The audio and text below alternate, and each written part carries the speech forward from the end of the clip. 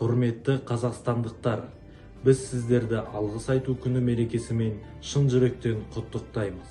Уважаемые жители и гости города, ежегодно 1 марта в Казахстане отмечается День благодарности. Этот день олицетворяет благородство, сострадание и поддержку граждан.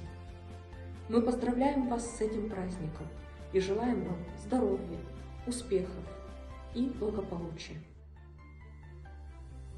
Еліміздегі этносаралық келісімдер мен ұлтаралық қарым-қатынастарды нығайтуға арналған мерекемен барша қазақстандықтарды шын жүрекпен құттықтаймыз. На состязаниях за престиж страны есть то, что вдохновляет на победу, как побеждали и отцы, и деды под мирным небом и в огне войны. Қалай ғана білдірсем алғысымды жерім саған, бір ғана сөз жүрегіммен айта алам. Шексіз саған деген алғысым, мақтанышпен саған оны қайтарам.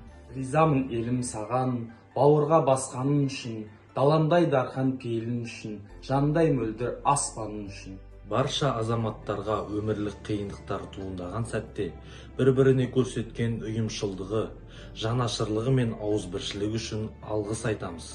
Күшіміз бірлікте.